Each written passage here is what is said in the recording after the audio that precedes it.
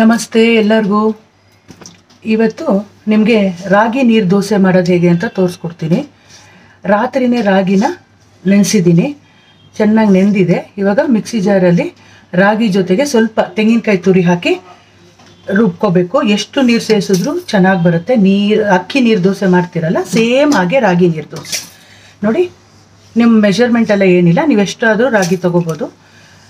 ಇವಾಗ ರುಬ್ಕೊಂಬರ್ತೀನಿ ನೋಡಿ. ಇದ್ರ ಜೊತೆಗೆ ಒಂಚೂರು ತೆಂಗಿನಕಾಯಿ ತುರಿನೂ ಕೂಡ ಸೇರಿಸ್ತಾ ಇದ್ದೀನಿ. ತೆಂಗಿನಕಾಯಿ ಸೇರಿಸೋದ್ರಿಂದ ಸ್ವಲ್ಪ ಕ್ರಿಸ್ಪಿ, ಸ್ವಲ್ಪ ಸಾಫ್ಟ್ ಬರುತ್ತೆ. ನಿಮಗೆ ಫುಲ್ಲು ಕ್ರಿಸ್ಪಿ ಬೇಕು ಅಂದರೆ ತೆಂಗಿನಕಾಯಿ ಸೇರ್ಸೋಕೆ ಹೋಗಬೇಡಿ, ಹಾಗೇ ನೀರು ದೋಸೆ ಮಾಡ್ಕೋಬೋದು. ನಾನು ತುಂಬ ಕ್ರಿಸ್ಪಿ ನನಗೆ ಇಷ್ಟ ಆಗಲ್ಲ, ಸೊ ಹಾಗಾಗಿ ಸ್ವಲ್ಪ ತೆಂಗಿನಕಾಯಿ ಸೇರಿಸ್ತಾ ಇದ್ದೀನಿ. ಎಷ್ಟು ತೆಳುವಾಗಾದರೂ ಮಾಡ್ಕೋಬೋದು. ನಾನು ನಿಮಗೆ ಮಾಡಿ ತೋರಿಸ್ತಿದ್ದೀನಿ ನೋಡಿ. ರುಬ್ಬೇಕಾದ್ರೆ ಫಸ್ಟೇ ತುಂಬ ನೀರು ಹಾಕೊಂಬಿಡ್ಬೇಡಿ. ಚೆನ್ನಾಗಿ ನೈಸಾಗಿ ರುಬ್ಬಿದ ಮೇಲೆ ಆ ಗಟ್ಟಿಯಾಗಿರುತ್ತಲ್ವ, ಅವಾಗ ಸ್ವಲ್ಪ ಸ್ವಲ್ಪ ನೀರು ಸೇರಿಸ್ಕೊಂಡು ಚೆನ್ನಾಗಿ ರುಬ್ಕೊಂಬರೋಣ. ನೋಡಿ, ನೈಸಾಗಿ ರುಬ್ಕೊಬಂದಿದ್ದೀನಿ. ಎಷ್ಟು ನೈಸಾಗಿದೆ ನೋಡಿ. ಈಗ ಉಪ್ಪು ಸೇರಿಸ್ಕೊಂಡು ಚೆನ್ನಾಗಿ ಮಿಕ್ಸ್ ಮಾಡಿ ತವಾಲಿ ನೀರಾಗಿ ದೋಸೆ ಉಯ್ಬೇಕು. ಎಷ್ಟು ಚೆನ್ನಾಗಿರುತ್ತೋ ಎಲ್ಲ ಮಾಡ್ಕೊಂಬಿಡಿ, ತುಂಬ ಚೆನ್ನಾಗಿರುತ್ತೆ. ನೋಡಿ ಎಷ್ಟು ನೀರು ಹಾಕ್ತಾಯಿದ್ದೀನಿ. ಮಿಕ್ಸಿ ಜಾರಲ್ಲೂ ಅಂಟ್ಕೊಂಡಿರುತ್ತಲ್ಲ, ಅದಕ್ಕೂ ಸೇರಿಸಿ ಕ್ಲೀನಾಗಿ ನೋಡಿ. ಮುಚ್ಚಳಲ್ಲೂ ಎಷ್ಟೊಂದು ಅಂಟ್ಕೊಂಡಿರುತ್ತೆ. ಸೊ ಮುಚ್ಚಳಲ್ಲಿ, ಜಾರಲ್ಲಿ ಎಲ್ಲ ಇರೋದನ್ನೆಲ್ಲ ಈ ಥರ ಕ್ಲೀನಾಗಿ ನೀರು ಹಾಕಿ ತೊಳೆದು ಹಾಕ್ಬಿಡಿ. ರುಚಿಗೆ ತಕ್ಕಷ್ಟು ಉಪ್ಪು.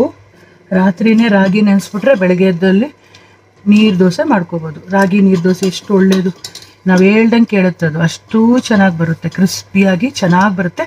ನೀವು ಯಾವ ಚಟ್ನಿನಾದರೂ ಮಾಡ್ಕೋಬೋದು. ಇದ್ರ ಜೊತೆಗೆ ತೆಂಗಿನಕಾಯಿ ಚಟ್ನಿ, ಕಡಲೆಕಾಯಿ ಚಟ್ನಿ, ಪುದೀನ ಚಟ್ನಿ, ಏನು ಚಟ್ನಿ ಮಾಡ್ಕೊಂಡ್ರೂ ಸಖತ್ತಾಗಿರುತ್ತೆ.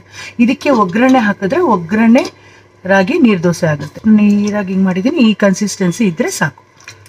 ಇವಾಗ ದೋಸೆ ಮಾಡ್ಕೊಳ್ಳೋಣ ನೋಡಿ. ಹೆಂಚು ಕಾದಿದೆ, ತುಂಬ ಚೆನ್ನಾಗಾಗುತ್ತೆ. ಇದಕ್ಕೆ ನೀವು ಒಗ್ಗರಣೆ ಹಾಕಿ ಮಾಡಿದ್ರೆ ಒಗ್ಗರಣೆ ನೀರು ದೋಸೆ ನೋಡಿ. ಆಹಾ, ನೋಡಿ ಇಲ್ಲಿ ಎಷ್ಟು ಚೆನ್ನಾಗಿ ಬರುತ್ತೆ. ಇದು ಉಪ್ಪಿನಕಾಯಿ ಜೊತೆ, ಚಟ್ನಿ ಜೊತೆ, ಚಟ್ನಿ ಪುಡಿ ಜೊತೆ ತಿನ್ಬೋದು. ಇಷ್ಟ ಆಗಿದೆ ಅಂತ ಅಂದ್ಕೊಂಡಿದ್ದೀನಿ. ಇದೇ ಥರನೇ ಸುಲಭವಾಗಿ ಮಾಡೋಂಥ ರೆಸಿಪಿಗಳನ್ನೆಲ್ಲ ತೋರಿಸ್ಕೊಡ್ತೀನಿ ನೋಡಿ. ಎಷ್ಟು ಗರಿಗರಿಯಾಗಿ ಎಷ್ಟು ಚೆನ್ನಾಗಾಗಿದೆ. ಎಲ್ಲರೂ ಒಂದ್ಸತಿ ಮಾಡ್ಕೊಂಬಿಡಿ.